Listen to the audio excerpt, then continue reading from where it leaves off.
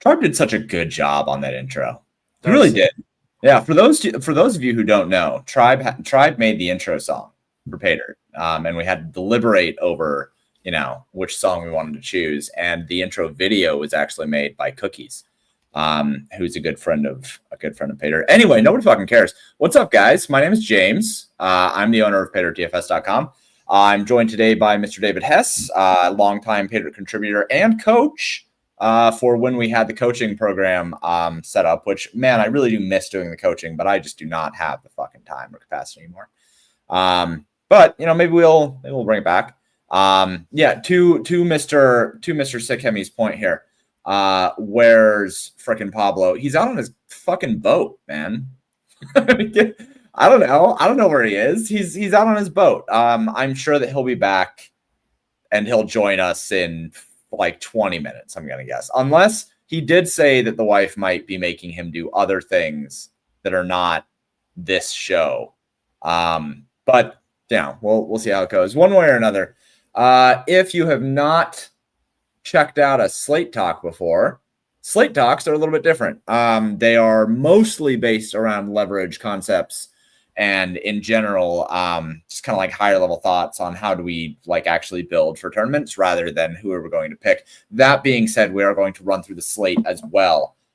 If you want kind of a more in-depth run through of the slate, then you can go check out the bakery, which was done by Tribe and Jason yesterday. I'll grab that link and put it in the comments here.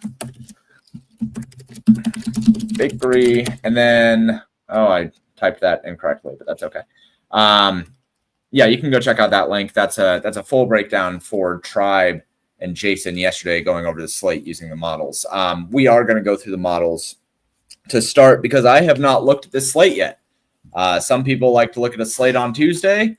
I like to look at a slate Saturday night because I'm not trying to get anchored on anything. Anyway, I've been babbling. Mr. Hess, how are you? I'm doing well. How are you? I'm good. I went to go see a movie with my family before this. Andy, to your point, how was the movie? It was fucking great, dude. It was so good. I went to go see Bad Guys 2, which I'm a parent. I got a 4-year-old kid, and he loved the first Bad Guys movie, and I'm using that as a justification to go see this. But I also loved the first Bad Guys movie because it was really good.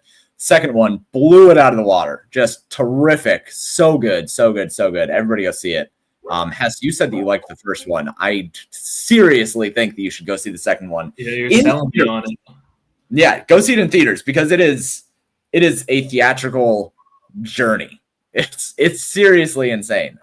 They went above and beyond. But anyway, I'm good. I'm good. I'm ready to break into kind of the slate and talk about the slate. So for those of you who have not played NFL DFS week 1, let me just say this just up front. Nobody fucking knows anything. Anybody who is saying anything definitive of being like, oh, I am absolutely sure this is going to happen. No, they're not. Or maybe they think that they're sure of it, but it's just bias and they don't really know anything. We don't know what is going to happen in these games. We have a decent idea of who has been participating in what degree or whatever. But when it comes to, we think that X, Y, or Z wide receiver is going to win the wide receiver 2 space, everybody's guessing. When it comes to, we think that X, Y, or Z running back is going to have this role, we don't know, man. Every single year we run into this stuff. So what I would say is week 1, if there is ever a week to be skeptical of ownership on players, this is the week to do it. Specifically be skeptical of ownership around wide receiver 2s, specifically be skeptical of chalk on perceived bad teams, right? I know there's some chalk on some bad teams this week. And 3, be skeptical of workloads around running backs that have not had the role before. So it was fair to be yesterday, for instance, I was heavier on Najee Harris than I was on Omarion Hampton. Now, that wasn't because I thought that Najee Harris would be a better play. It was simply that he was way cheaper. He was way lower owned, and Omarion Hampton is a rookie. And, we don't know that he is going to be the guy, right? So situations like that, I think that it's important to be understanding that nobody really knows what's going on. So heavy ownership, a little bit shakier. Hess, do you have any other kind of like high level things for week one? No, I will say though, I think like the concentrated chalk on the slate's kind of insane. It's like as you were talking about all of that, I was just like thinking, like, I know you said you haven't looked at it yet, but like the Cleveland chalk is like absolute insanity. Oh, yeah, I have not done anything yet. So Yeah, well, everyone's playing Joe Flacco this week. no, terrific. Yeah, bending over backwards, play Joe Flacco. That's just some terrific stuff. Okay. Yeah, well, with that, let's kind of go through the positions and go high level down really quick. We'll try to save a little bit of the strategy and concept talk for a little bit later once Mr. Pablo gets here, if he's going to get here. Who the fuck knows? I suppose should I go check and see if he's responded? He probably hasn't, right? No, he's still out on that goddamn boat. This fucking guy. It's like it's 7:16 here. It's 8:16 out in Florida where he lives. Like, what are we doing here? All right. Let's see. Let's check comments here really quick. Just make sure. Definitely has pontoon boat. He has a nice boat, actually. Pretty nice boat. Heard dudes with glasses fornicate winning GBPs. Yeah. I hope to do both of those things. I hope that Hess also has those in the plans. I would like to know a few thoughts on topics. 2 tight end lineups, no bring back lineups. Do you X out games? Okay, cool. Well, just from a high level on that last one, because I can talk about those things before we get into the slate.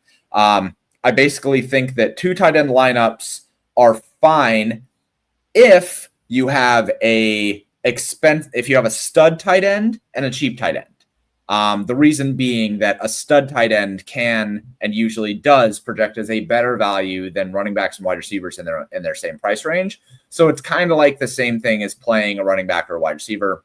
I don't really mind that. So in that case, what you would do is you would be treating your expensive stud tight end as, your flex for running backs or wide receivers or whatever. And then your cheap tight end would just be a cheap tight end. For no bringbacks, I don't fucking care about bringbacks. I know that it's going to be a hot button thing this year, I think, because everyone is just pounding their fists on the table saying overstack and game stack and bringbacks and max correlations. And I'm just like, I don't even think that I care about stacking that this year. So, I think that, I will have a much different stance this year than I think the majority of the industry, and I'm willing to kind of play that out. And then do I X out games? No, not really. Sometimes it depends. Like if there's a game that I think brings no value, I'm fine with Xing it out, but that's kind of few and far between. A lot of the time there's going to be something to deal with in that game. Like there will be someone or something that is worth having in a game, whether it be a mid-range running back or a cheaper wide receiver or a tight end, unless there's severely bad weather and it's 2 bad teams and the total is like 35 or some shit, I'm probably just going to keep it in my pool, but I will not be forcing any of those things. Hess, do you have any thoughts on all 3 of those questions? Sure. Yeah, I mean, 2 tight ends, I never play them. I'm not saying I'm right, by the way. I think like your explanation was way better. I just like it's like one of those things that people caught on to it later, and it's like one of those things I just never went back to fix. But I'll probably have to look at that this year because like as you explained it, I'm like, yeah, that makes a lot of sense actually. Yeah. But no bringbacks, that's huge. I mean, even like there's an example this week where we'll get into it in a little bit more so, but everyone's talking about the Tampa Bay Falcons game. I think you can not play bringbacks. I think that's probably totally okay.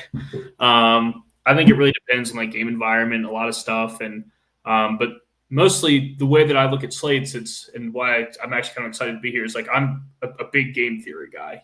A lot of you guys are like stats and numbers, and like a lot of that makes sense in what I do, and it's a part of it. But like I prefer mostly to focus on like builds and roster construction and how that pushes against everything. And so like there's absolutely nothing that I wouldn't do if it makes sense and gives me an advantage, whether that's no bringbacks, Xing out games. It really just kind of goes into everything, in my opinion.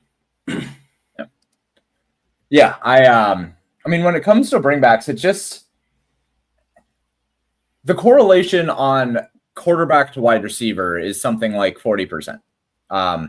Oh, by the way, I didn't say this, but I painted my nails hot pink for week 1, just because I'm in solidarity with Caleb Williams. I'm not saying I want to play Caleb Williams or anything, but hot pink. I don't usually do pink. Usually I do gold or green, but I decided to bust out the real vibrant shit for week 1.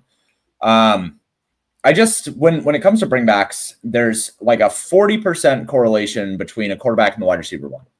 And then after that, it drops down in the mid-20s for quarterback and wide receiver 2. And then it's like low 20s to high teens for quarterback and tight end, right? And then after that, like the correlations drop down into like the 10% range or something like that.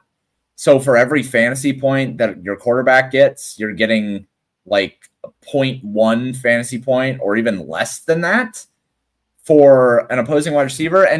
And what it just comes down to is I just don't think that the correlation really matters all that much to where I would be forcing something like that over just like a better play at the same price.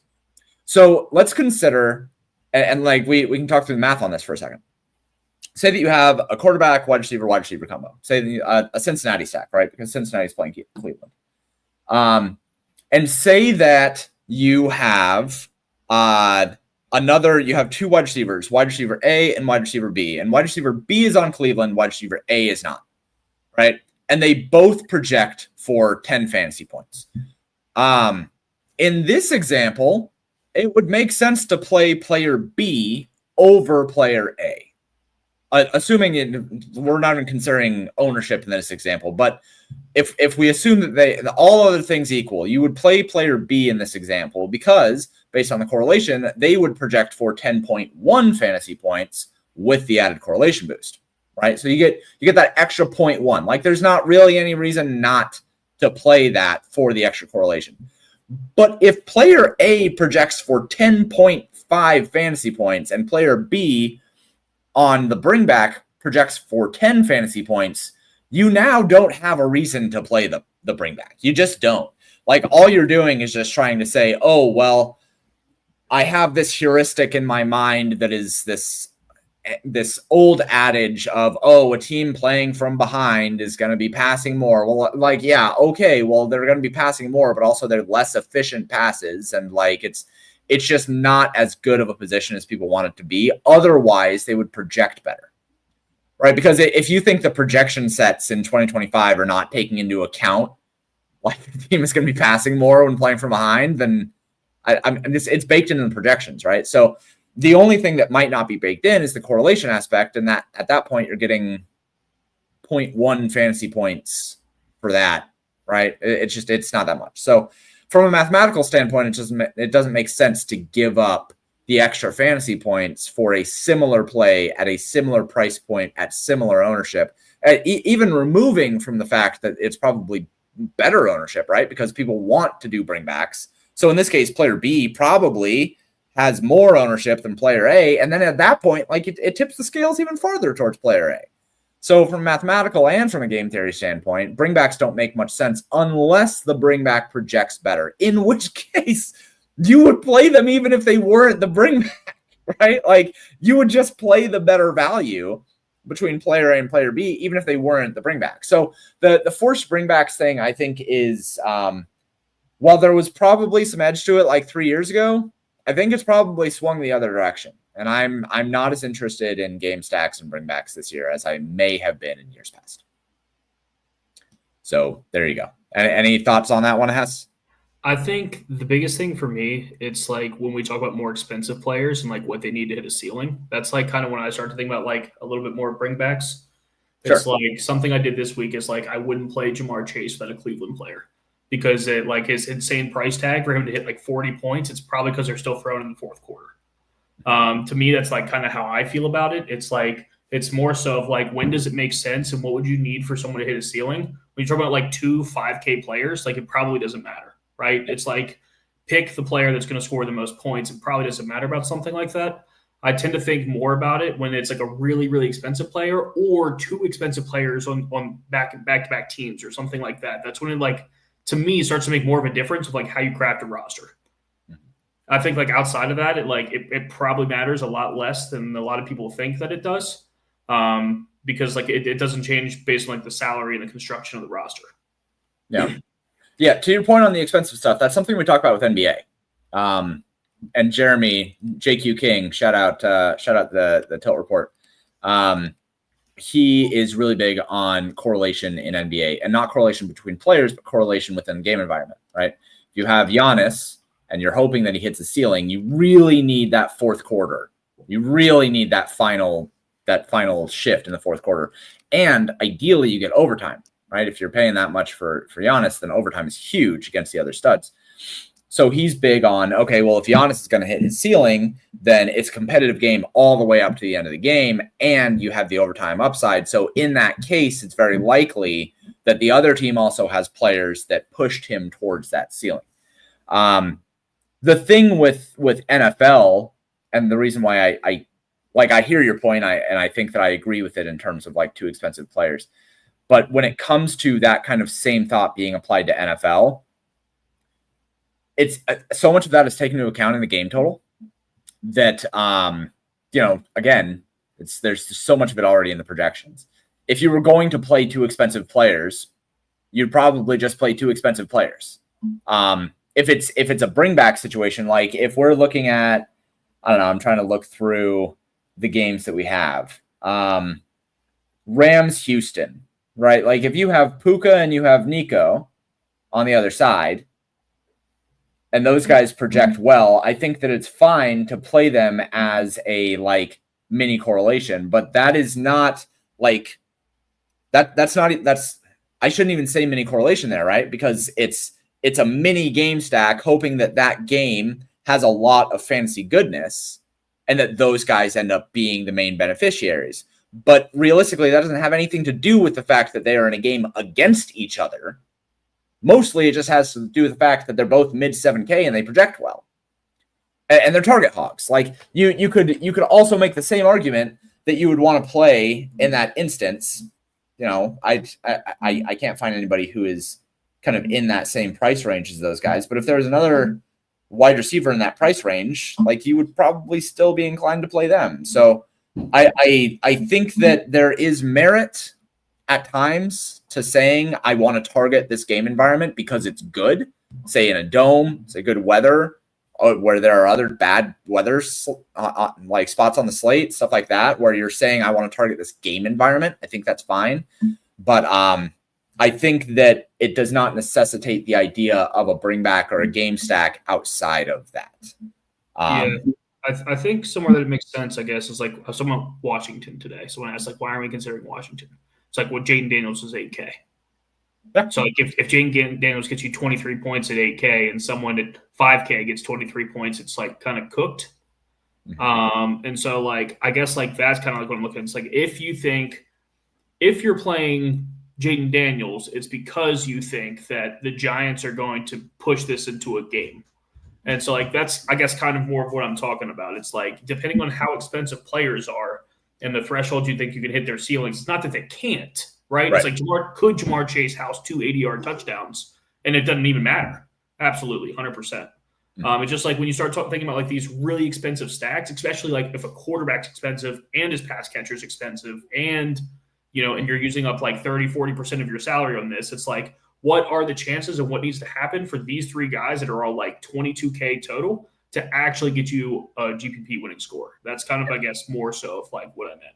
No, I totally agree with that. Yeah, that is exactly what Jeremy thinks in NBA. And it's plenty viable. Speaking of that Washington New York Giants game, I suppose we should jump into the models here and talk a little bit about what the models are showing. So I did pull up models here, and we can do a little chatting. Pablo just let me know he's toast. He just got back. He's not home yet. He said, do not recommend driving your boat back after sunset for the first time after the marina closes. Yeah, probably a fucking rookie move there, bud. Rookie move there, bud, with your boat. Let's see. Just need to get different elsewhere with game stacks and with bringbacks. Yeah, I mean, but even then, like, I don't even think I'm not going to spend too much time on this. I did talk about Baker +2 in London. Oh, is that what we're talking about? Yeah. Oh, yeah. Yeah, that's probably good. Let's jump into the models. Yeah, jump into the models. Okay, so We are going to look at things position by position. So if you have not used the PayDirt models since I have given them an upgrade and optimizations and new coat of paint, in order to look at the quarterback specific things to now, you just go to quarterback and you select it here. So let's take a look at these things. So Jaden Daniels all the way at the top. As usual, like ownership is pretty spread out.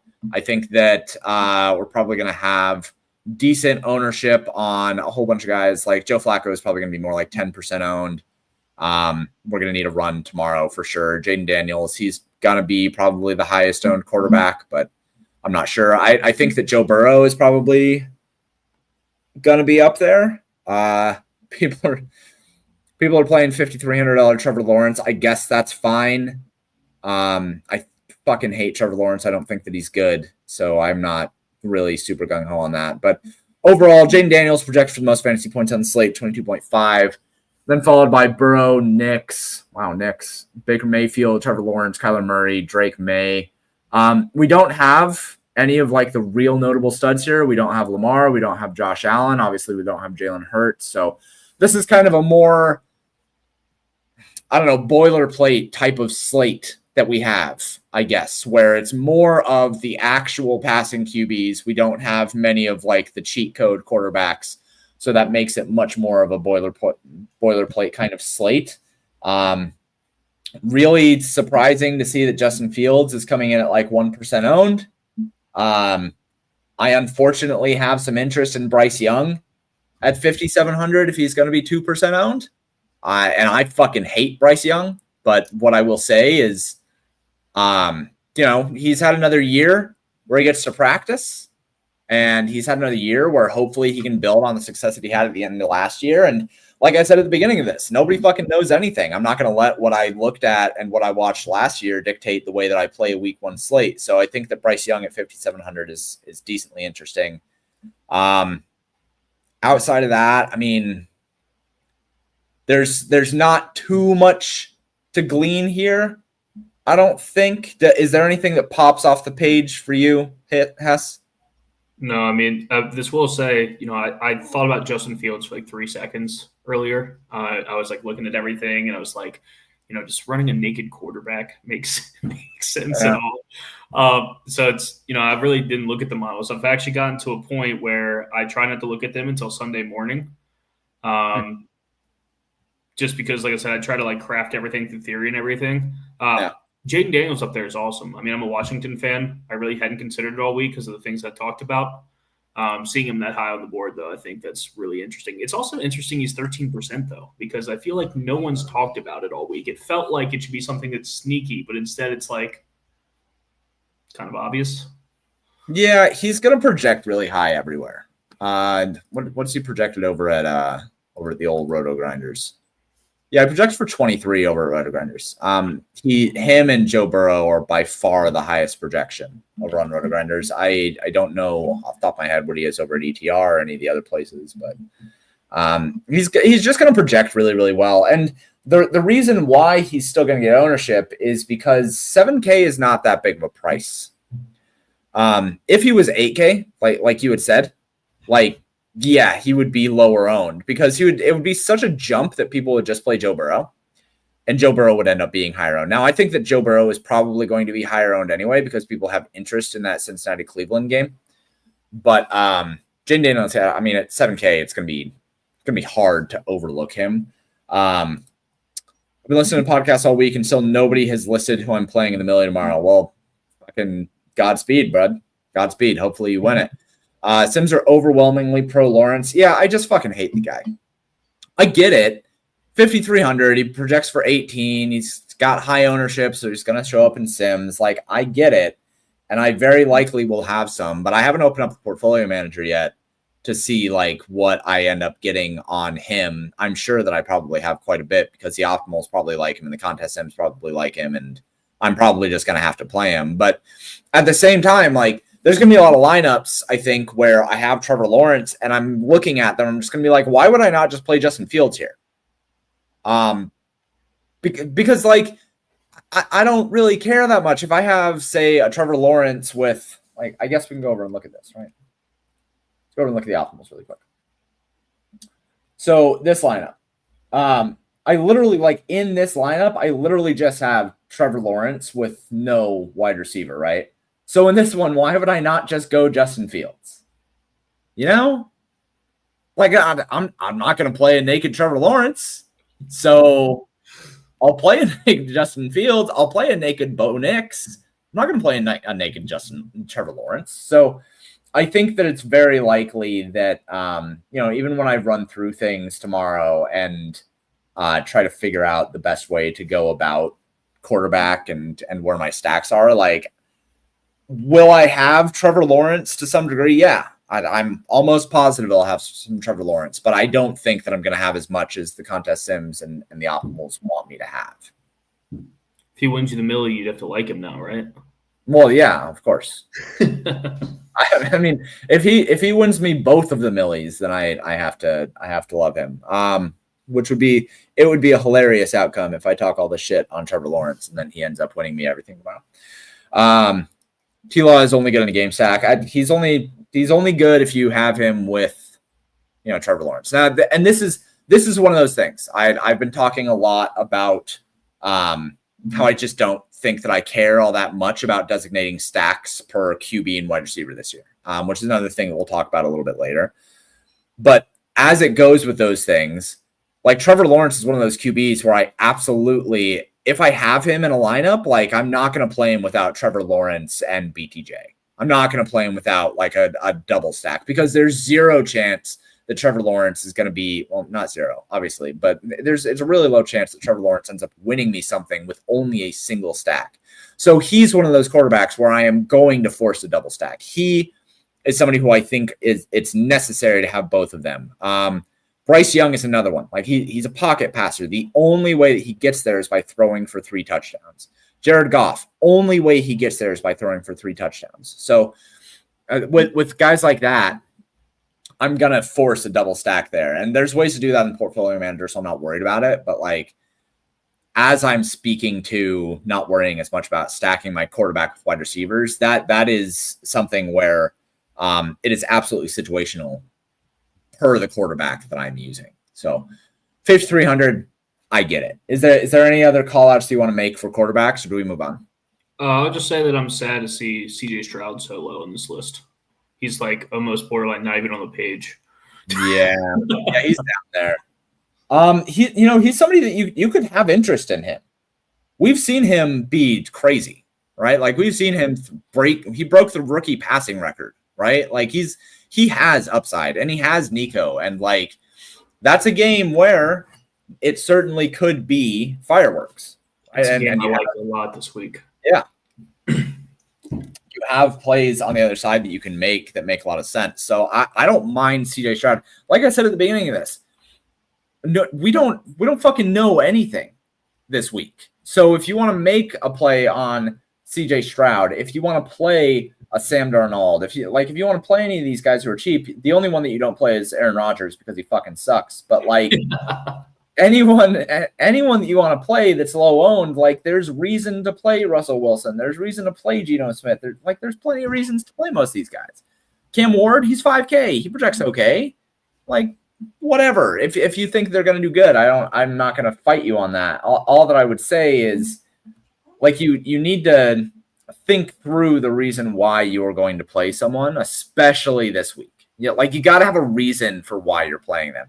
For CJ Stroud, I think there's a very good argument to be made that at 6K and 1% owned, he's a terrific play overall in large field GPPs, especially because of the way that you can game stack with him. And, like, we'll get to the hand builder here in a little while, but just feels like something where you can absolutely make arguments for him. Let's look at running backs. All right, so I'm actually going to start with running backs sorting by ownership here.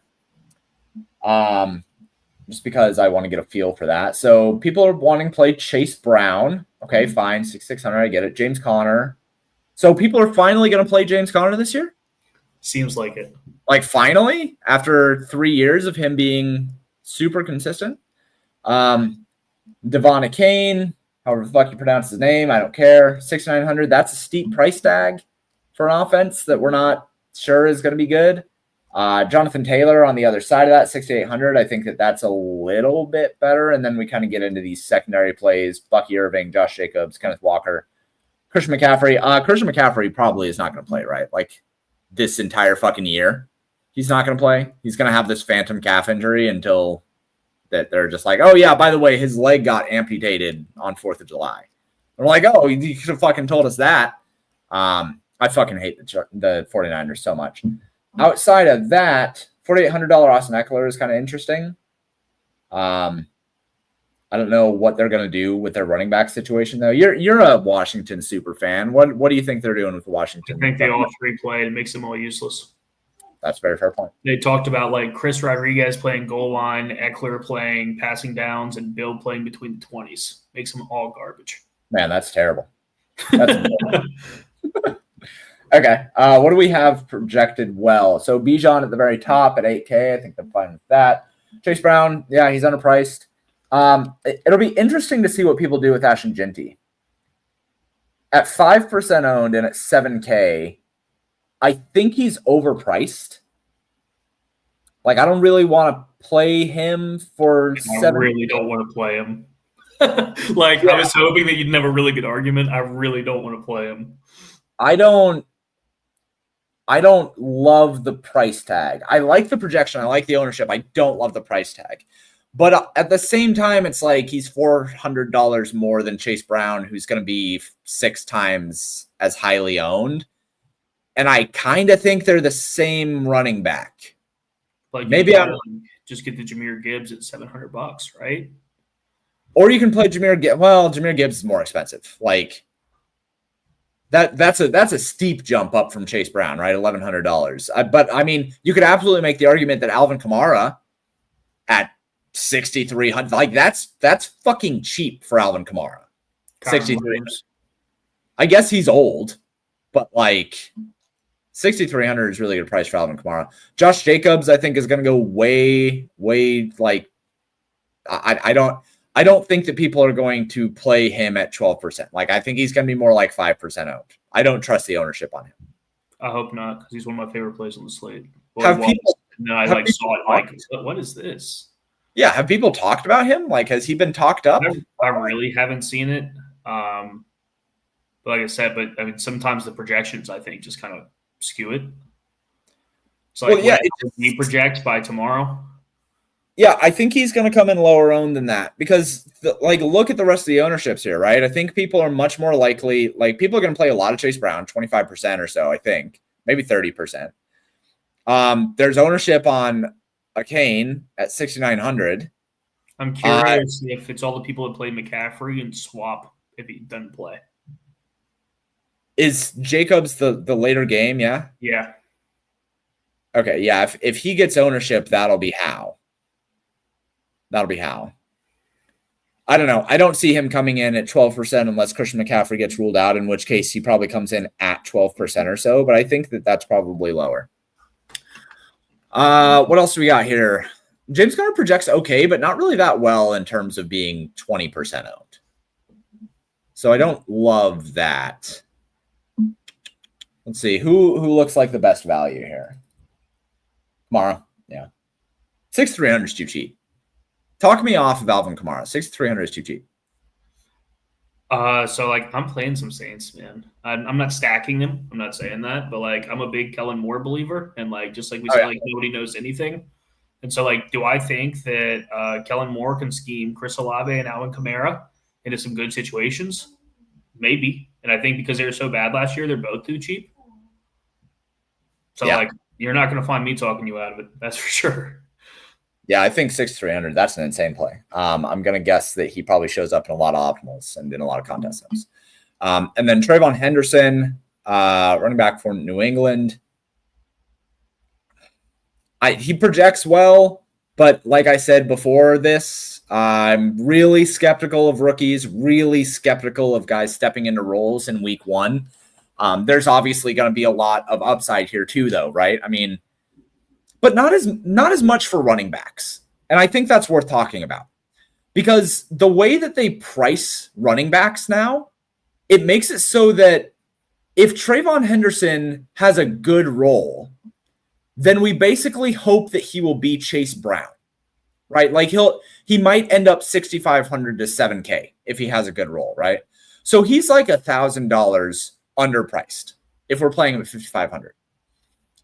But like that's not near as good of a value that you get on a wide receiver, right? A wide receiver, if you nail a cheaper wide receiver, like a $4,500 wide receiver too, who is stepping into a real role and ends up being like a real guy for a team, you could be getting upwards of like $2,500, $3,000 off of that wide receiver if you get him in week one with the right role.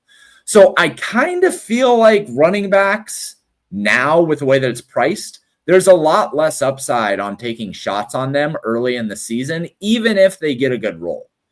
Because I don't like Trayvon Henderson's not going to be like Bijan Robinson priced. I don't think he will ever be like 8K because New England's not that good. So I don't think it's going to be scoring that much. So am I wrong to think that way? I think that there's not that much value on early season running backs like hitting Yahtzee. I think if you're going to do it, it's with Bill at 4K. Right. It's like if he's the guy at 4K and gets priced up to 7K at some point, like that's the guy that I feel like you gamble on this week. Because like if he, like I said, is the guy and he gets 60% of the carries, and like I think that makes sense in a vacuum where like, oh, they just traded Brian Robinson all of a sudden. It's probably not for the 6th round pick that's been on the roster for 4 years. Then like at 4K, that could be severely underpriced in my eyes. If he's like, let's say 6,500, 2 weeks from now. Yeah, like if he turns into Chase Brown, that you like got massive value in the first couple weeks. Yeah. Whereas if Trayvon Henderson turns into Chase Brown, it's like I probably could have made up that value somewhere else at wide receiver and plus some. So I think I'm just more inclined to just say I don't really like if Jaylen Warren at 5,200, that's a better play, I think, than Trayvon Henderson at like the same ownership. So I tried to create my own projections, and I'm back testing them this year. Yeah. Dude, Jaylen Warren was like running back 8. And like it makes me feel a little better that this is like not super negative. Like J.K. Dobbins as well, by the way, who like, everyone's like loves R.J. Harvey right now. They just paid Dobbins a ton of money, and like he's probably going to get a lot of carries in week 1. Maybe it doesn't hold the whole year, but like he probably does. Yeah. Yeah, I think. Well, I mean, we've seen Jaylen Warren have a pretty decent role though, too, right? I mean, this is just made him money. He got an extension last week. This is much less for me a situation with like Trayvon Henderson or with R.J. Harvey is a great example. We've seen Jaylen Warren be productive. We've seen him be explosive. We have seen him be able to make things happen and like lock down a role. The only question marks that I have are how much does Pittsburgh fucking suck? Because they could really suck. They could be okay, but they could really suck. And they're worse than the Jets were last year, though. Right. So that's the one that I was just going to make. On the other side of that, we did see Breece Hall be productive with Aaron Rodgers at quarterback on the Jets last year. And we never really got Breece Hall at 5,200. So I'm much more inclined, I think, to play Jaylen Warren than I am to play Trayvon Henderson. When I'm looking at these values, right? Like I could see myself having a Kamara and Warren pairing in one of my 3 like big boy lineups, right? Because there's just so much value there in terms of, again, if I think that Alvin Kamara is $1,000 underpriced, and I think that Jaylen Warren is like 1,500 underpriced, like if I think that Jaylen Warren can be Chase Brown, then I get, that's $2,400 in value that I get. That's excess value because I don't love the concept of playing what is basically max price Ashton Jinty. I don't love playing max priced Bijan Robinson. It's fine at 8K if I have the money, it's fine. But like I don't love the concept of it. So I think that what that'll come down to is like in stacks that are very expensive, I'm probably going to have quite a bit of Jaylen Warren. We just got a question here. Rate my draft, half PPR, 12 man, pick 7. So I'm going to do my best here to answer this. League is 1 QB, 2 running back, 2 wide receiver, 1 tight end, 2 flex. Okay, so 2 flex, that is going to push up wide receiver value. Picks in order: CD, Chase Brown, Bowers, JSN, Pollard, Caleb Johnson, Matthew Golden, Adunze, Croxy Merritt, Josh Downs, JJ McCarthy, Dylan Sampson, Justin Fields, Tampa Bay kicker, Packers D. Okay, so I think there's a lot of things that I like about this and a couple things that I don't. So first off, love Bowers, CD, and JSN. I think those are great priority picks. I think Pollard is a great pickup early, and you should trade him like after a spike week, because he's gonna have a great role this week, and then moving forward after that becomes a committee again. He's gonna go back down to earth a little bit. I think Odunze is actually a pretty good grab, assuming the Bears offense gets a little bit of a pickup, which I think they should. I think they should be better this year. Croxy Merritt, I don't know, man. He's a rookie. I'll defer to Hess after I'm done talking through these things. I love Josh Downs. I hate the offense that he's in, but I love Josh Downs. I think he's a really good wide receiver. The thing that I have a problem with here is having 2 subpar quarterbacks. And like maybe I think people really like JJ McCarthy in the season-long industry, and I'm that's fine. But like I would have just picked one of those guys, right? And then maybe chosen another handcuff running back or like a wide receiver that I thought was cheap, something like that. And I'm usually fine with just streaming a quarterback, especially if I have just a punt quarterback. And I think that Justin Fields has a legit chance of being like pretty good this year. So otherwise, I think that's pretty good draft. I'd rate it like a B minus. Hess, what do you think about this draft? I really like picks 1 through 4. I think CD at 7 was probably like really good value. Yeah. My favorite 2 picks this year in like all of my like high stakes leagues were Chase Brown in the 2nd and Jaden Daniels in the 3rd. So like one of those. I actually agree. When I was looking at this, I was like, man, like I wish you would have taken another running back instead of JJ McCarthy, because like your running back depth like kind of sucks. You're like one injury away from like doom in the position. And so like when I'm looking at this, I'm like, man, if you could like grab a different running back, or instead of like Caleb Johnson getting like something more concrete where you like have a good backup. Outside of that, I think it's good. I mean, but like you're going to need a running back, because like once Tajay Spears comes back and Pollard's nothing, you have nothing. I mean, something could play out, but if it doesn't, you have nothing. Yeah, I think you absolutely, like, after week 1, if Pollard crushes, I think you should try to trade him. Just hope that there's somebody who will buy him high and get rid of him. But yeah, overall, I think like B minus. Maybe even a B. I think a B is fine. I like a lot of pieces there. And then this question: did you lose better? Just really like Caleb Williams, nice fingernails? No. So I paint my nails frequently. I don't usually paint them hot pink. I decided to go a little flashy for week 1. But you'll usually see me with my nails painted. I think that it's a nice thing to do. I care a lot about my hands. I get manicures relatively often. Just a nice little fun thing to do. But next week probably we'll have gold nails rather than pink. Gold is usually what I go with. Overall, nice draft. What do I think about Travis Etienne Jr.? Man, I don't know. He projects badly, but I think that's mostly just because I don't know what he's gonna do, right? If you want to play Etienne, just play J.K. Dobbins. Yeah, I mean, and he projects just about the same, right? He projects a little bit better. It's another one of these like mid 5K guys, right? Like it's fine. I think that if you have a thought that you would like to expose yourself to one of these kind of like question marks situations, I have no problem with it in week 1.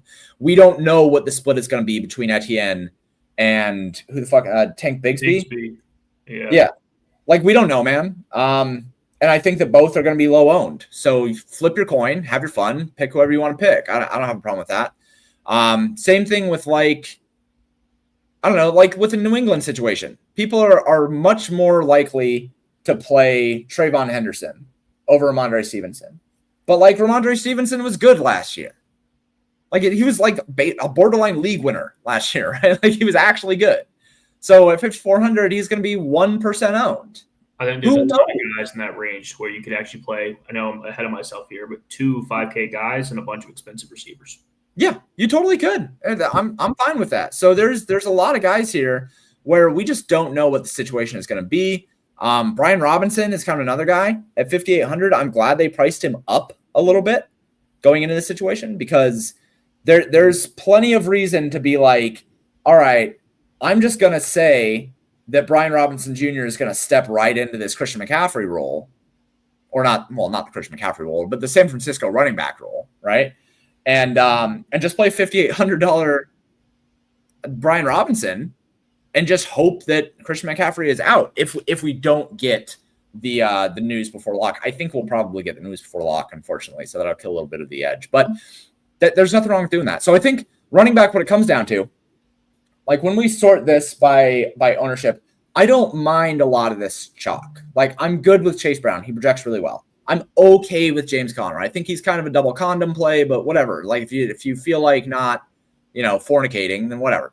I think a Kane is. I bet they're playing him because I think the Saints are going to be terrible and they can run the ball in the third and fourth quarter.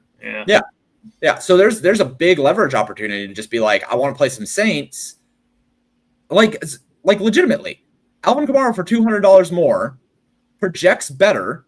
Is on the other side of that. He's going to be half the ownership. I think that Alvin Kamara makes for one of the best plays on the slate. I think I wrote that like 6 times last year, because people just weren't playing Alvin Kamara because the Saints weren't very good, but his usage is still terrific.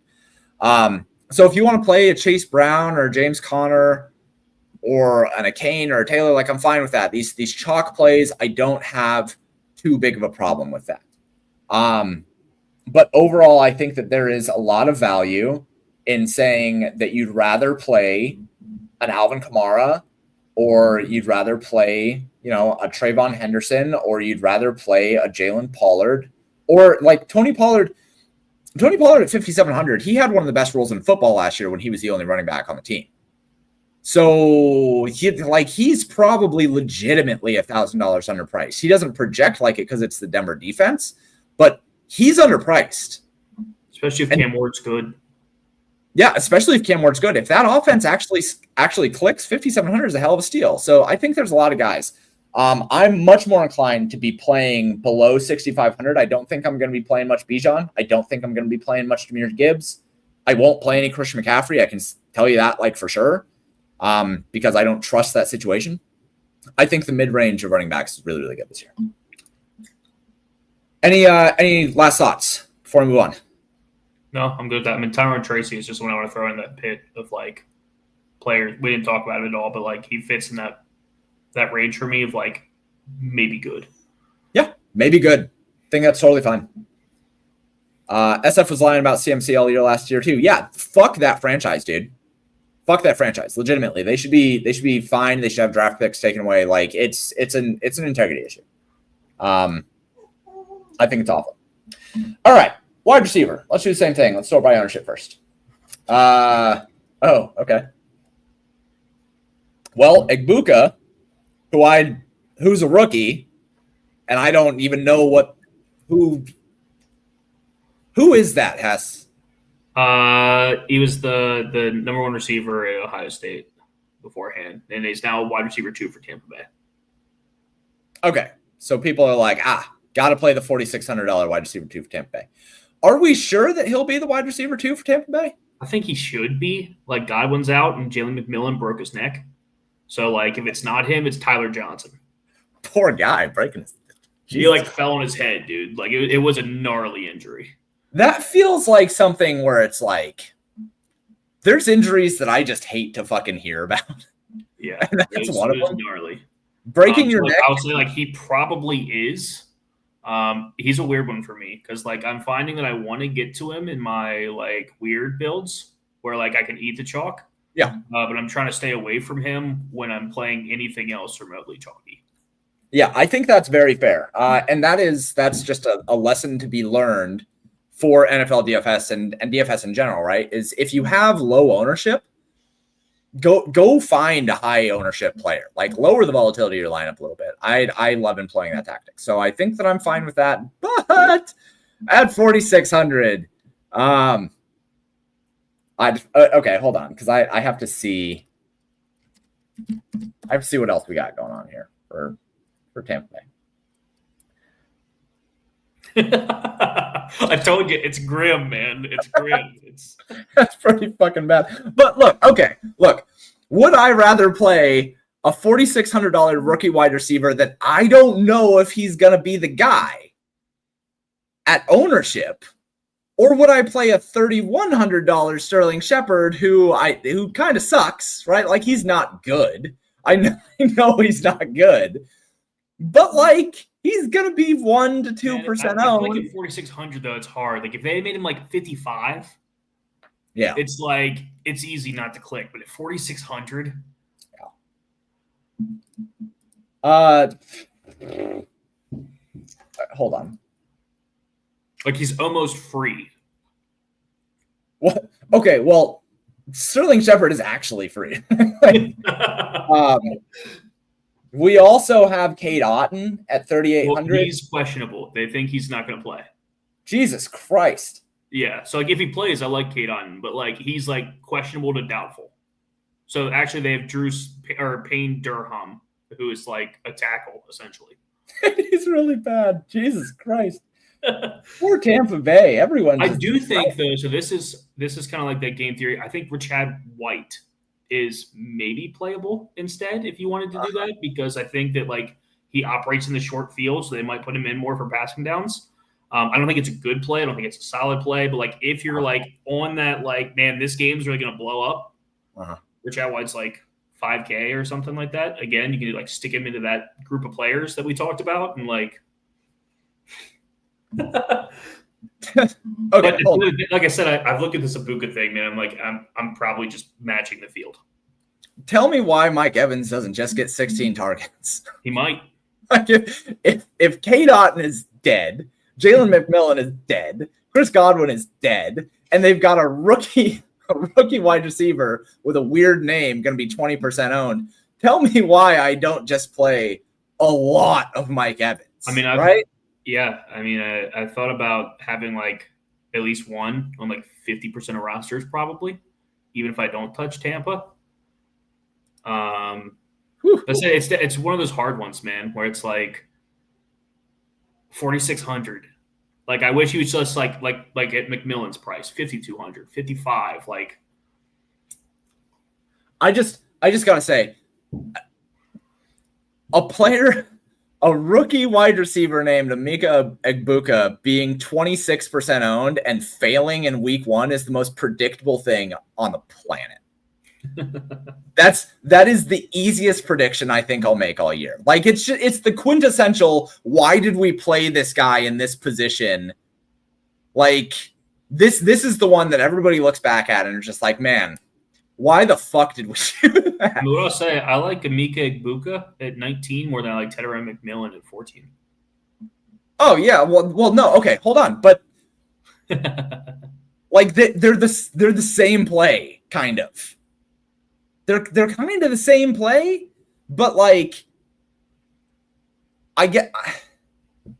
man, rookies being really highly owned in week 1 is something that people will never just learn about, I think.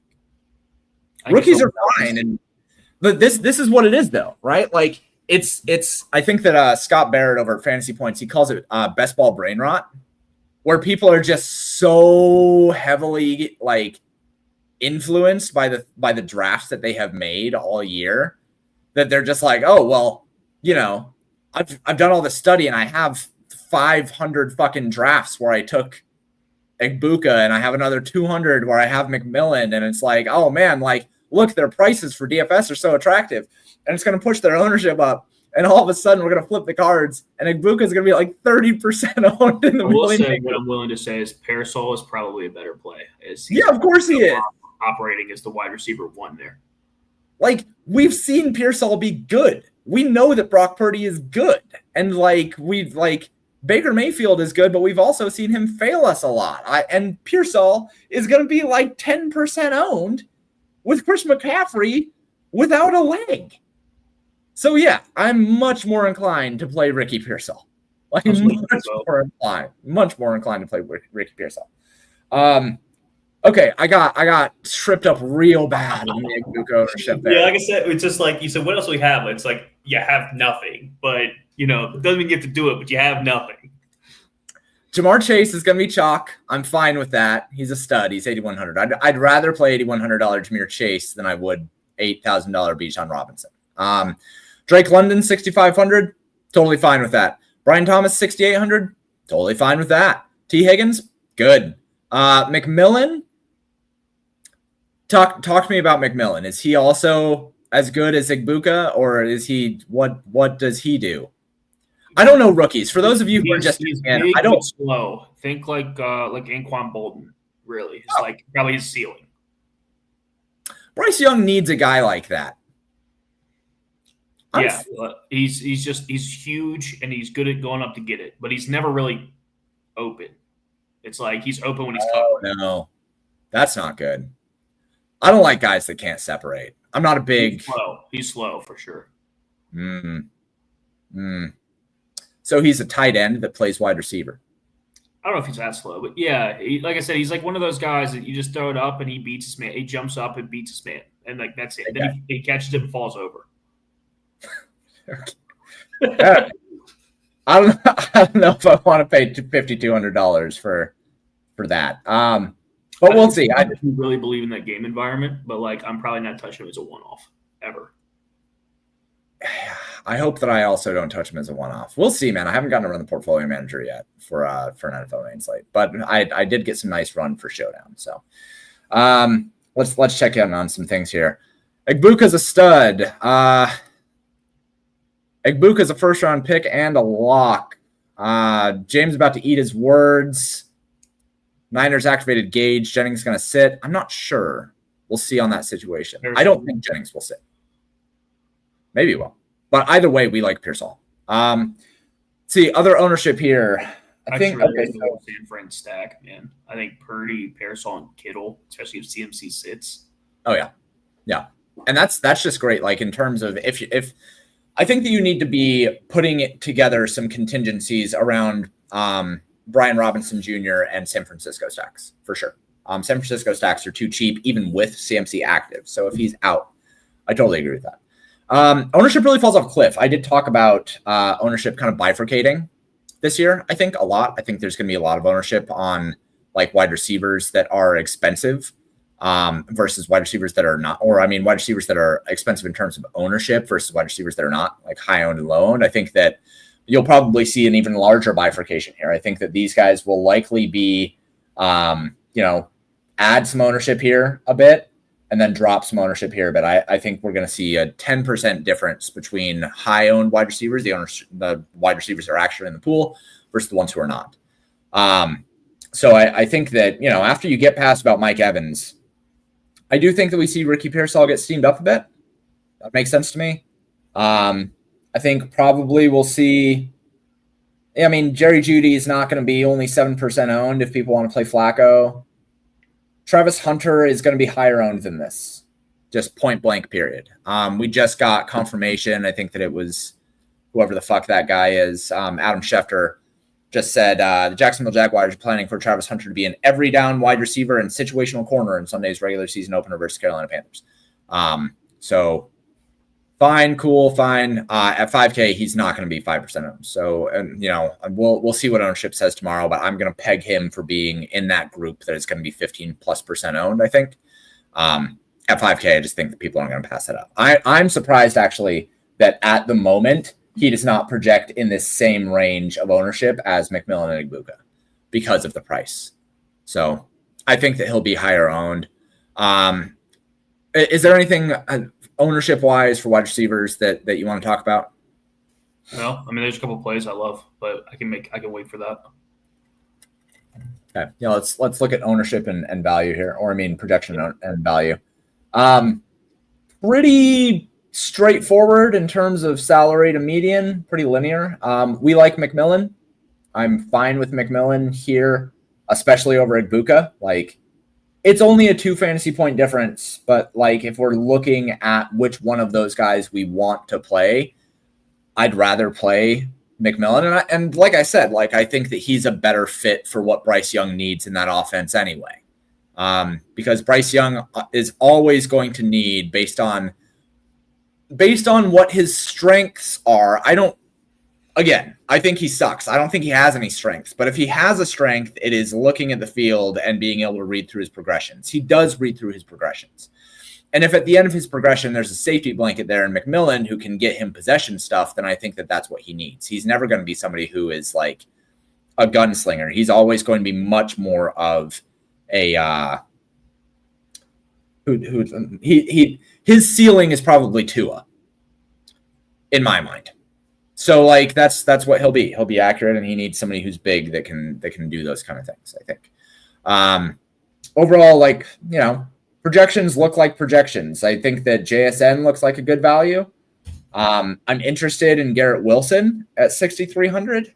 That's a pretty good play at basically no ownership. Where's Neighbors? Neighbors at 8%. I was talking about that I love. Yeah. I think Neighbors is a really good play at 7K. Especially if he's going to be one of those guys that I think gets that kind of like ownership drop in terms of that bifurcation. It makes a lot of sense to play him at 7K, especially if you're going to be playing Jaden Daniels at 7K, like that game environment. If you think that game actually does go well, and if you think that the Giants are actually going to be able to produce points, which getting away from Daniel Jones is huge for the Giants. It's huge. I don't think that Russell Wilson is bad. So I think that that's totally feasible to go with Malik Neighbors at 7K. In fact, I think that at 7K, he's probably about $500 underpriced for what I think his production can likely be this year. So good production there. Mike Evans, again, projects really, really well. I think he projects too low, actually. I'm probably going to boost him up a little bit because I do think that they just don't fucking have anyone else to throw to. So anyone in this kind of top range that you're looking at that you have an especially large hard on for?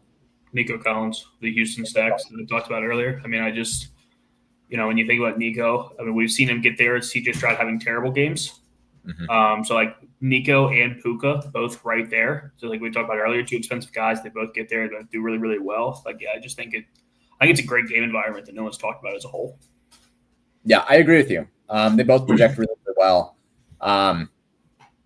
And they should both be low owned. I don't think Nico Collins is going to come in above 5% owned. I don't think that Puka Nacua is going to break 10%. I do really like that spot. And like we talked about with so many cheap running backs, I think that that's completely accessible. I have no problem with that. And CJ Stroud is cheap too, right? Yeah, he's like 6K.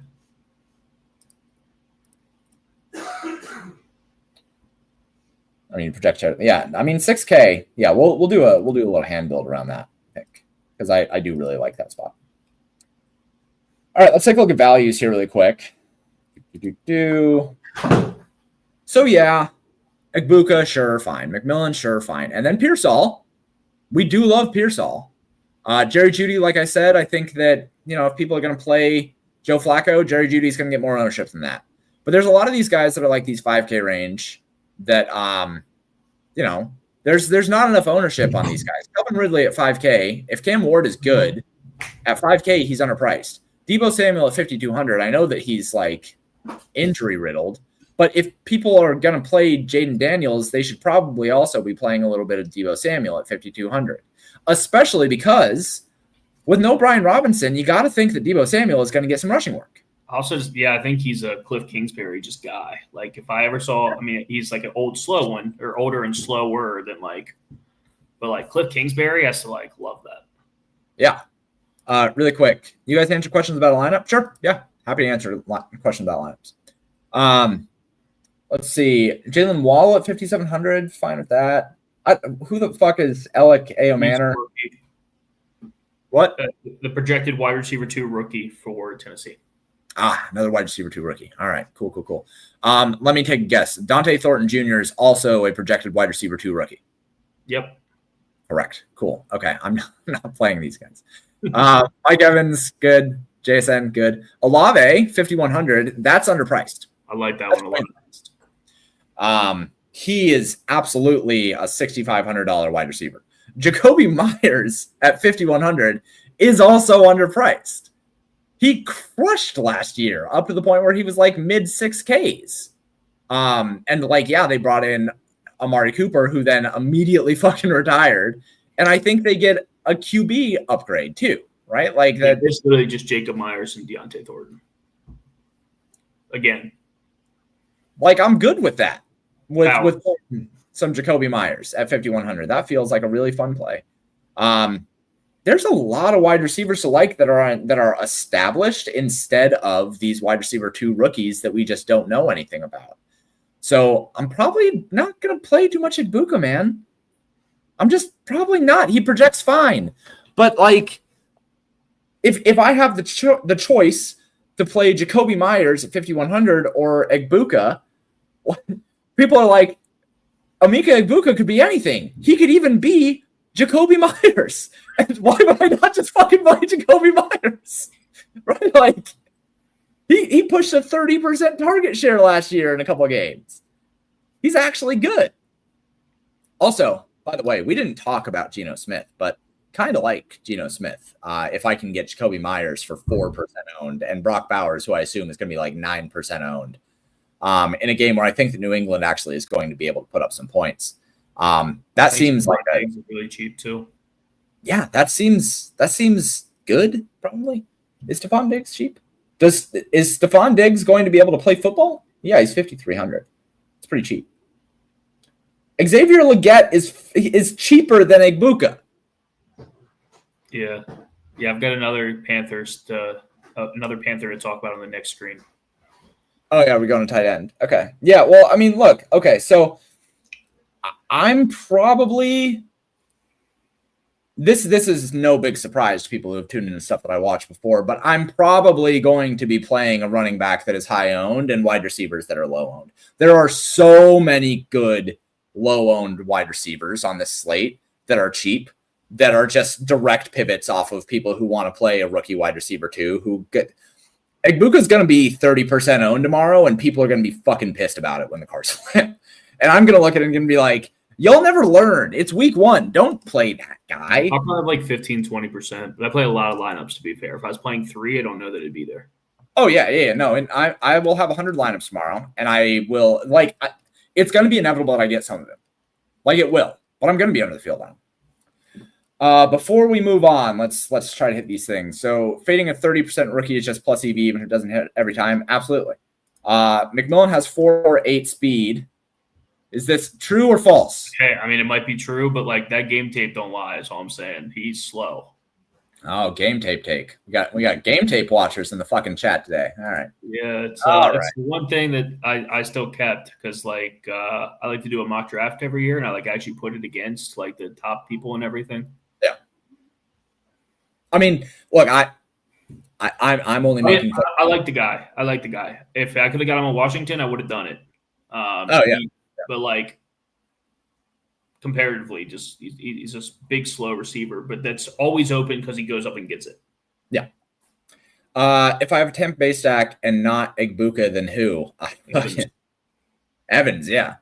Evans and look, I mean, we went over the options that we have, and I don't mind Sterling Shepard at 3,100 if I'm not playing Igbukah and I have a Tampa Bay stack. Like, I'm fine with that. Mike Evans plus Sterling Shepard, I think, feels better conceptually than Mike Evans and Igbukah. It's fine if you want to play a Tampa Bay stack. Like, I don't hate that. If you're gonna play Igbukah at 30%, you'd better fucking play him in a stack with Baker Mayfield, right? Like, do not play a one-off Igbukah. But also, I think it's interesting that Igbukah is like 20 and Evans is 15 with Baker Mayfield sub 6. Yeah, exactly. Right. Yeah. So just play it in a stack. If you're going to play Igbukah, you have to play him with Baker Mayfield, I think. At least in large field. In small field, do whatever the fuck you want. But like in large field, I'm not touching him as a one-off. Let's see. Already answered that. Okay. Who would you start at the flex between Calvin Ridley versus the Broncos or Jalen Warren versus the Jets half PPR? I can also play both and sit Zay Flowers, but I think Zay might be the safest of 3. So we did actually talk about this a little bit earlier. We like Jalen Warren. Jalen Warren looks like a pretty decent play overall, and especially if you're comparing him against Calvin Ridley versus the Broncos. The Broncos will have a legit defense this year. It's their biggest strength, I think. Like, they're going to be a solid team overall, but I think overall they're going to be another top 5 defense. And Calvin Ridley, if we're talking about half PPR especially, I'm much more inclined to play Jalen Warren. What do you think, Hess? In a vacuum, it's Jalen Warren. To me, it probably depends on the rest of your team. Like, if you have another player that, like, could go off for 25, 30, I play Jalen Warren because, like, you get 12. Yeah. If your whole team's like a bunch of safe players, I play Calvin Ridley anyways and hope for a long touchdown. I think that's totally fair. That's absolutely fair. Panthers are fool's gold. Man, I don't – look, I'm the resident Panthers hater. I think Bryce Young is a practice squad QB. But it's week 1, and he had a full other offseason. And I do think that Dave Canales is actually a really good offensive coordinator. Like, I do think he's actually a really good offensive-minded coach. Also, gone now, so it's very condensed. Yeah. So I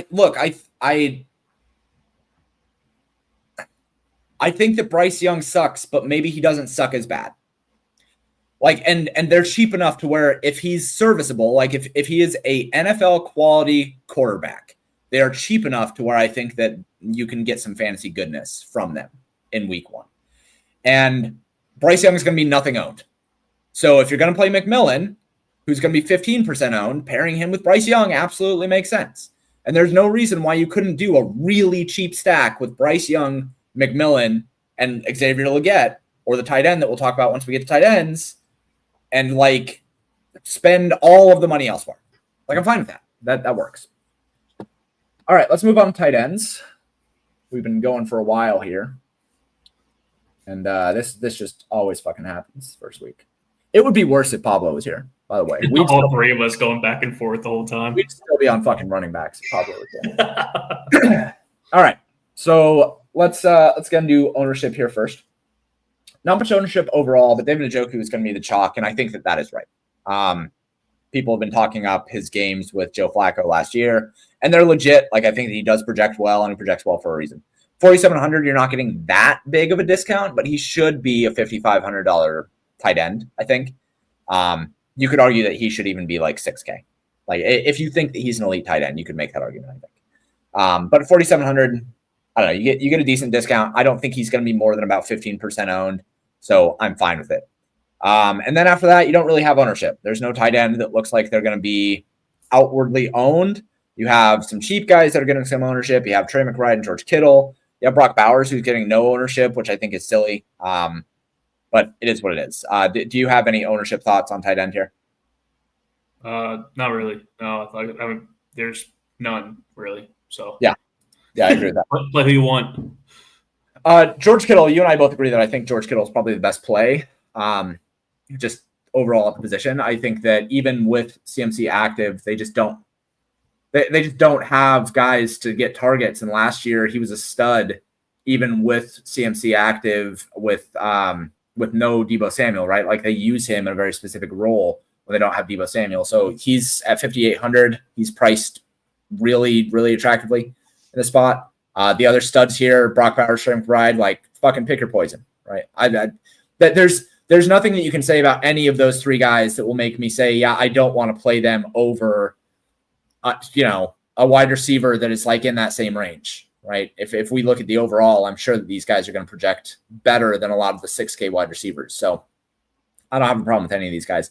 And then you have a drop to David Njoku and Tyler Warren. Tyler Warren's a rookie. People like him, but Daniel Jones will be throwing him the football. Yeah. I mean, Daniel Jones loves throwing within 5 yards of the line of scrimmage. So, like, yeah. I like Tyler Warren personally, especially at 3%. Is that 3%? Yeah, he'll be low owned. Similar to the conversation that we had about running backs, like, you just don't get that much value if you nail a tight end early. You could argue that Tyler Warren should be the same price as George Kittle. I think that's fine. He's $1,000 underpriced, something like that. And he did, to your point, Daniel Jones did and does throw to his tight ends quite often. That was something that we were able to exploit last year. So I think 4,400, totally fine. He does project well, so it's not like that's anything that is crazy. Shig at 3,400 is interesting against the Tennessee defense. He does have upside. Denver defense. He plays. Denver. Sorry. Yeah. And then Jatavian Sanders. Yes. Is 2,800. He's almost free, like we talked about earlier. Mm-hmm. And everyone keeps talking about how Carolina, Bryce Young likes his slot receivers or whatever. I don't know that that's necessarily true. I think that Adam Thielen was like his only good player. So like it could be that he loves the slot. It could be that when you only have Adam Thielen, you throw it to the slot every time. Right. But I think that if you like that game, that Jatavian Sanders he had a great camp. He had a pretty good end of the year last year where like he ended up with like 500 yards and 4 touchdowns or something like that. So like I feel like if you like that game and you like Bryce Young, that Jatavian Sanders at 2,900 is like kind of insane. Yeah, I'll agree with that. I can't. He's at 2,900. He's probably the same fucking play as McMillan. I don't know why he'd be like basically any different. So I'm fine with that. And he has. I think he produced a little bit last year. Like towards the end of the season, he was okay. Nothing great, but like he looked really good in the whole off season. Like which all that stuff. And he's gonna be nothing owned. So again, it's just one of those things where like, would you rather play the 15% owned rookie stepping into a role that we don't really understand with a bad quarterback, or would you rather play the $2,900 one and lower your investment as it would be, right? And there's also the world where you just play both of them. Like if you're doing a Bryce Young stack and you play him with McMillan and Jatavian Sanders, that's a fucking cheap stack. You have literally like unlimited money if that's your stack. So I'm fine with that. If you're going to play Bryce Young, I don't see any reason to like not play those two as a combo and just say, play the big fat boys who can't run and just like, hope they both fall into the end zone twice and Bryce Young scores 26 fantasy points and they both score 20 fantasy points and you're happy. I don't see any reason why we wouldn't think that things like that could happen. I did sort this by value. We do have Chig is a pretty good value, 3,400. Brenton Strange, I think I'm fine with that. I'm probably going to have some Trevor Lawrence, even though I hate him. So $3,300 Brenton Strange makes things work. I like Tucker Kraft as well. Yeah, we're just back to those games. The Green Bay Detroit game and the Houston Rams game are two games that I think that are like potentially the best game of the slate that no one's talked about. I will say I fucking hope that Tucker Kraft is not a thing again this year, and not because he was probably my biggest miss last year. I do remember you and I getting into it about Tucker Kraft last year. Now that you say that, on the game he had like the 4 touchdown game. Well, Kraft was by far the worst play on the slate that week. He just was. It doesn't matter that it worked out. Y'all can go fuck yourselves. He was the worst play on the slate that week. But I hope that he is not a thing again this year. And the reason I say that is specifically because if he is, then that coaching staff is just like tanking poor fucking what's his name's career quarterback. Jordan Love. Thank you, Jordan Love. But like they did him no favors last year. And one of the reasons why Tucker Kraft became a thing was because they basically said, okay, we're going to send one guy really deep. We're going to send 2 guys on a cross. And then we're just going to have Tucker Kraft run out in the flat. And every time it was like Jordan Love had to make the decision to throw the ball 45 yards into double coverage or throw into the flat to Tucker Kraft or a running back. And what the fuck is he going to do? Like every time he's going to throw into the flat to Tucker Kraft or a running back. He didn't have a choice. So if that's the same thing this year, then Tucker Kraft is probably $1,000 underpriced. I hope that it's not because I like Jordan Love and I think he's a good quarterback. And I'd like to see him actually be a quarterback, but whatever. Arizona sucks against tight end. We don't know that. We have fucking no clue on that. We don't even know. We don't know none of these things, Mr. Hemi. Juwan Johnson, totally fine with that. Yeah. Hess, you like Saints a little bit this week. So yeah, 3,300. It's fine. He's the same play, I think, as Brenton Strange. They all project for 7 fantasy points. Whatever tight end you would like to play, you're just hoping that they score a touchdown. Or you're playing one of the studs and you hope that they score 2 touchdowns. Like that's with my Saints love, I actually really like Trey McBride. I think like he's 1A and 1B with Kittle for me. Because like if you think the Saints score points and McBride gets 10 targets, looks pretty good. Yeah, totally fine. Yeah, absolutely fine with McBride. I think I'm good with that. Speaking on that, one guy who we didn't talk about is Marvin Harrison Jr. I don't know how to value him because he's a technical slot. He's like a techie route running guy, and those guys are good, but like I never know how to value them. I kind of put him with like Drake London and Michael Pittman. That if you're in an environment that Marvin Harrison Jr. gets 10 targets, I like him. Which is like shootouts. In shootouts, those guys like get there. If you're not in a shootout, like I probably wouldn't touch him for the price that he sits at. Yeah. So like if you think this game shoots out and you play Kyler Murray, play Marvin Harrison. I think that's very fair. I think it's a good call. Good call. I look at him as his ceiling being Devontae Adams, which obviously is very good, but I just don't know. That's such a hard ceiling to reach because it does require such technical brilliance. It's hard for me I feel like we've seen Kyler just end up mediocre. It's like every year, it's like everyone's like, it's the Kyler year, but like I think he just is what he is at this point. Everyone had hoped that he would be like the next Russell Wilson. And that was what his ceiling was. That's the prototype. Same reason why people drafted Tua, hoping he would be Russell Wilson. But like, he's just not. And that's because you shouldn't try to draft for exceptions. Russell Wilson is an incredible exception. Probably the only type of, one of the few archetypes, one of the few of his archetype that will be a Hall of Fame quarterback. All right. Let's close these things up because I want to go eat Chinese food. What are my top 3 do not do plays? Okay, so all of this is contextual. But one play that I think would be insane is Igbuka as a one-off. I am fine with him in a stack. I'll likely have some of him in a stack. There's no way that I'm touching that as one-off. I'm just not. There are too many good $4,500 to $5,500 plays on this slate that are not going to be 25% owned that I would rather play as one-offs. And one of like the very kind of rule of thumb rules is like you should not eat a bunch of ownership on your one-offs. Like if you have at wide receiver specifically, at running back, like clearly that's fine. Eat your ownership at running back. But I just think that Igbuka is going to be 25% owned tomorrow. And I just don't want that at a one-off. Another guy that I just don't think is going to be that useful is Bijan Robinson. At 8K, it's a lot of money to pay at a position where I think that there are a lot of guys who can get a facsimile of his production, whereas I can pay up for wide receivers, right? Like because there's expensive wide receivers that we want. And there are good game environments for expensive wide receivers. So I don't really want to pay more than about I want to say 6,500 for a running back. I think that I'm probably just not going to be above that range.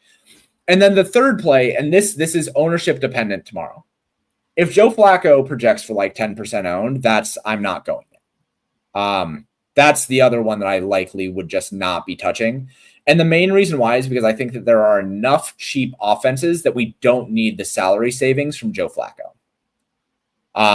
If he's going to be highly owned. Now, if he's like 5% owned, I don't have a problem with it. But I think that if he projects for 10% owned tomorrow, which I think he might, that means that he's getting steamed up, which means he'll be more like 12 to 15% owned, and I just don't want to touch that. So those are my 3 warning flags as of right now. They're all contextual, but those are the 3 that I am lowest on right now. What about you, Hess? So I'm actually really low on all the Falcons. It's actually like a really weird one where like I like Tampa in a vacuum because they're so concentrated and like everyone's like that's like the best game. I kind of don't want to play any of the Falcons. I kind of feel like I want to run Tampa stacks naked, like not naked, but like Baker, Igbuka, Evans, no run back like we talked about earlier. I am of the opinion that you should never play a chalky wide receiver Nate or like by itself. That's like just terrible as a whole. I don't care who it is. Mm-hmm. But yeah, I mean, I don't really have like don't plays. I think you can play anybody in the right situation. I mean, I will say like if you really want to play Joe Flacco and you think really, really what like that they're going to do awesome, play Joe Burrow. Yeah, I think that's right. Okay, so let's do a quick hand build lineup here because I have some thoughts here really quick before we go off. I just want to see what a really cheap Panther stack looks like. So I'm going to quickly use the quick fill here. I'm going to go with a 3-man. I'm going to go QB, wide receiver, tight end, and we're going to fill this in. Hey, baby. Hey, friends. How you doing? I'm great. You're great. Happy football season. Happy football season. Margaret's not stoked that I have my content schedule like That's life. it is life. That's true. All right, so we're going to remove Hubbard here because I just don't want him in this lineup. And then we're going to go find, let's see, team filters. Let's go ahead and go with Carolina here. And we'll go with Jatavion Sanders. So, okay. We have $6,000 remaining per person. It's crazy. That's a lot of money, dude. That's a lot of money. Okay, so let's go ahead and get off Carolina stacks here. And let's go first. Let's go ahead and do a defense. I don't know what defense to go here. Do you? I really like the Broncos, man. The best defense in football, playing a rookie quarterback. I know they're 3,800, but it's like 3,800, and they're 5% owned. Like, that's insane. Yeah, they're 3,800, and we have the money. So, like, let's just go ahead. Yeah, we still have $6,400 remaining. Okay, cool. So let's go ahead now and say, all right, some running backs that we like. Let's go ahead and just take a look at running backs here. I mean, this is going to be lower owned, so I think that it's fine to go with Chase Brown and Alvin Kamara. Are you good with that? Yeah. I think that's good. So we got $6,500 per player. We are going to need one cheaper option. So let's go ahead and go up here. We're going to take this off. Let's see. I kind of really like the Debo Neighbors duo. Like Debo? He's like 5,200. Like, if you think Neighbors and Russ play well at all, yeah. Like, Debo's probably wide receiver 1, at least this week, while Terry's coming back from sitting the whole time. I'm fine with Debo. We haven't projected as pretty good values, 5,200. Okay, so let's go ahead and go with that. Oops, where'd he go? Oh. Debo, add that. That's good. We got 7,100. You wanted to do Neighbors? Yeah, I'd love to add Neighbors in there. I said it's really funny, man. I started off talking like shit on the Washington team. I think it's throughout this whole thing became like probably what I'll do the most of tomorrow. Yeah. Washington stacks. They look like good spots. Good spots. All right, and then we got 7,300 here. So, I mean, we could go McCaffrey. Josh Jacobs would fit there then. Same kind of play, I guess, if you like don't want McCaffrey. Yeah. We go Jonty. Yeah. Bucky Irving. Amon-Ra St. Brown. That's not bad.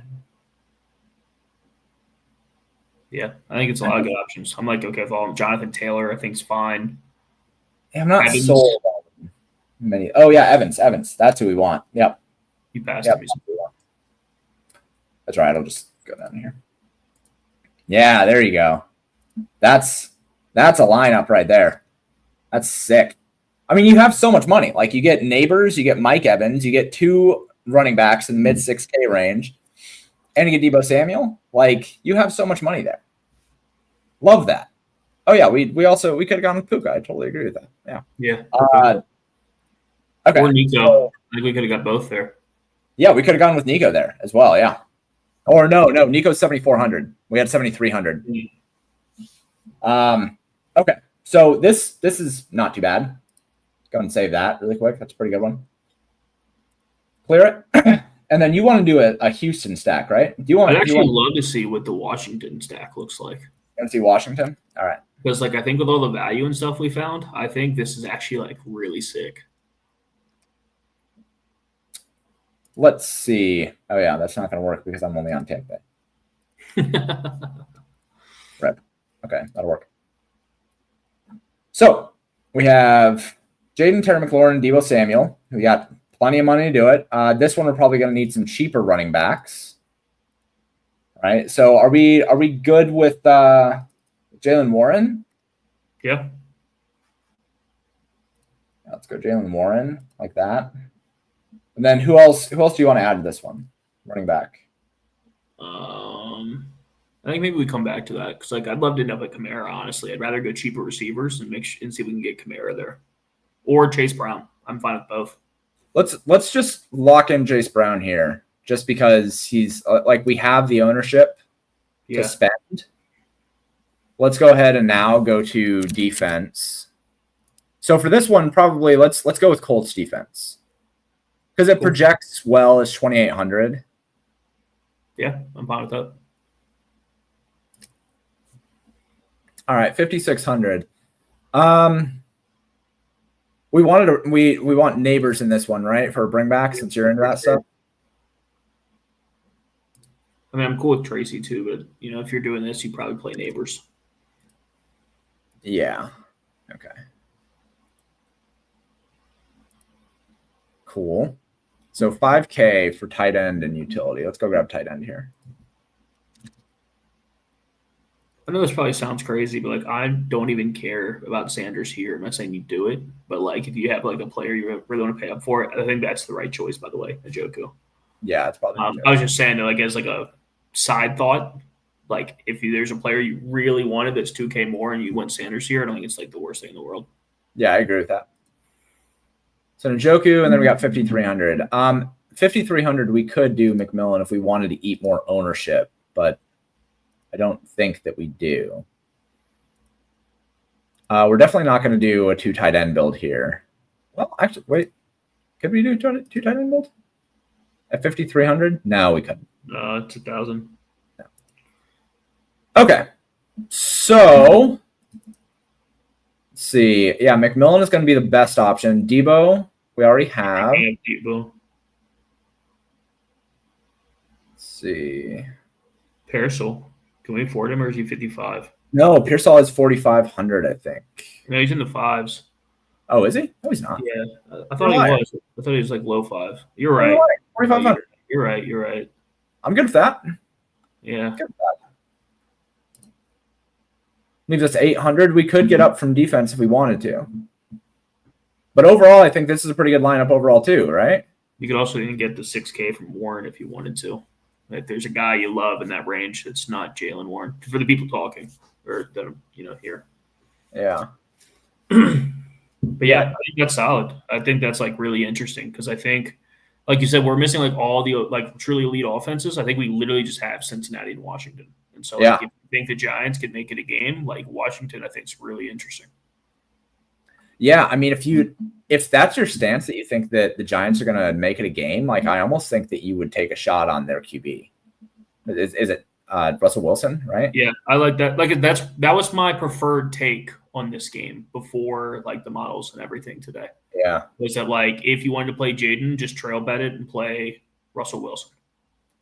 Because I think that this is probably the right way to do it, but I think that you could also absolutely do Russell Wilson. Yeah, and then you have a lot more money to get up from, if you wanted to go from Debo Samuel up to a stud wide receiver, you could do that. Yeah. So interesting way to build. I think there's a lot of really interesting builds this week. But using game, like I said, that probably is my big stand for the week. So I'm gonna play a ton of CJ Stroud. We didn't even take a look at the stacks range of outcomes. But yeah, we talked about everything. Cincinnati, then Washington, then Tampa Bay, then Jacksonville. Yeah, Jacksonville just looks really good for 1,700. This Washington stack with Debo Samuel and Zach Ertz, 16-3. I don't think I would have played Terry. This is very attractive. Yep, I like that too. That's really, really nice.